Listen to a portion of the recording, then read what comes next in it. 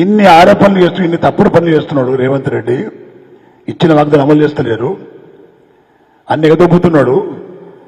రైతు బంధు ఎగదొబ్బిండు, కళ్యాణలక్ష్మి ఎగదొబ్బిండు, తులం బంగారం. అదేవిధంగా రైతు భరోసా దిక్కు లేదు, 2000 పెన్షన్ లేదు, వృద్ధులకు ఇచ్చిన 4000 రూపాయలు లేవు, స్కూటీలు దిక్కు లేవు. ప్రతిరోజు నిలదీసేది మా పార్టీ, మా కేటీఆర్ గారు, మా హరీష్ రావు గారు, మా కవితమ్మ గారు. ఏ ఒక్క బీజేపీ నాయకుడన్నా ఇవన్నీ నిలదీస్తున్నాడా?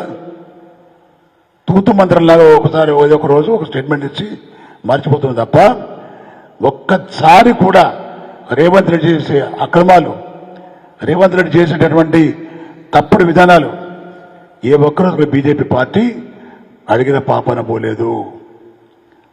దయచేసి గమనించాలి ప్రజలు కూడా. ఇవాళ 10 సంవత్సరాలు కేసీఆర్ గారు ప్రతి వర్గాన్ని హక్కును చేసుకొని ప్రతి కులాలకు ప్రతి వృత్తులకు తగిన విధంగా గౌరవించి అన్ని విధాలు ఆదుకున్న వ్యక్తి మహానాయకుడు మా కేసీఆర్ గారు.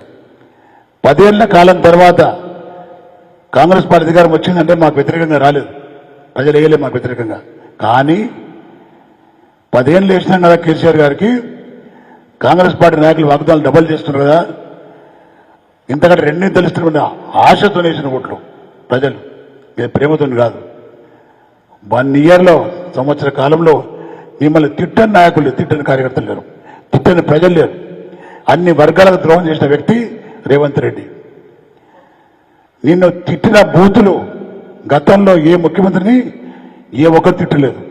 అన్ని బూతులు తిట్టితే కొంచెం అన్నా కూడా ఇంగిత జ్ఞానం లేక భరించుకుంటూ ఆ కోపాన్నంతా బీఆర్ఎస్ పార్టీ మీద, కేటీఆర్ గారి మీద, హరీష్ రావు గారి మీద, కేసీఆర్ గారి మీద నువ్వు తీస్తున్నావు తప్ప నీకు అమలు చేసే ధైర్యం, శక్తి లేదు నీకు.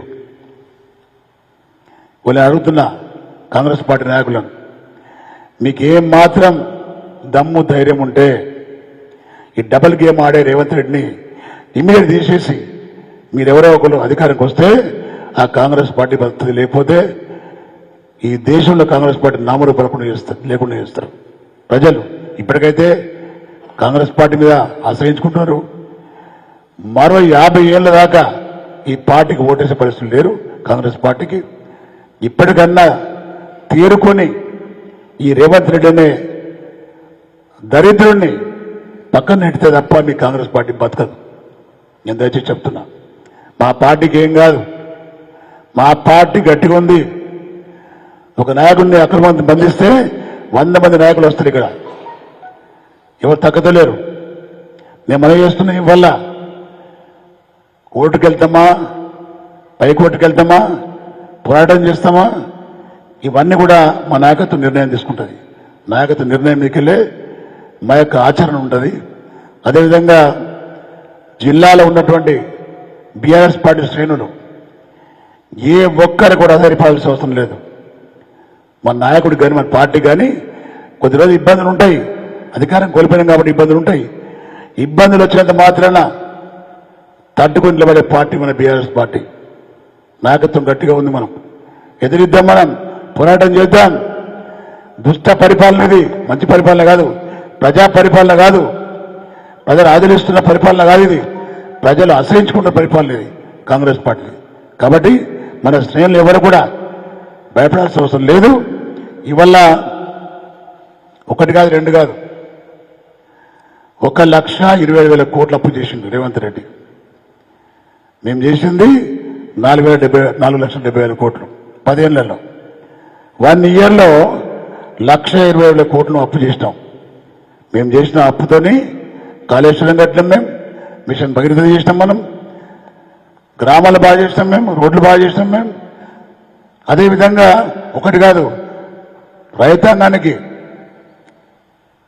రైతు బంధు ఇచ్చినాం, దళిత బంధు ఇచ్చినాం, దళితులకు బీసీ బంధు ఇచ్చినాం, మేము ఇవన్నీ ఇచ్చినాం. మేము అసెట్ కలిగించినాం, మేము ఆస్తులు పెంచినాం. మేము నీ 1,20,000 కోట్లు 27,000 కోట్లు అప్పు తీసుకొచ్చి నువ్వేం చేసావు చెప్పాలా? వచ్చిన ఆదాయం ఏమైంది? అప్పుడు నరికిరిగా మనకి 3 నాయకులు ఇవన్నీ వాగ్దానాలు ఇస్తున్నారు, అమలు చేస్తారంటే ఎందుకు? కాంగ్రెస్ పార్టీకి అనుభవం ఉందట, ఈజీగా చేస్తాం మేము. తెలంగాణ రైతాంగం వచ్చిన తర్వాత ఆదాయం పెరిగింది, మాకు అనుభవం లేదా అని మరి నరికిండ్రు చాలా మంది.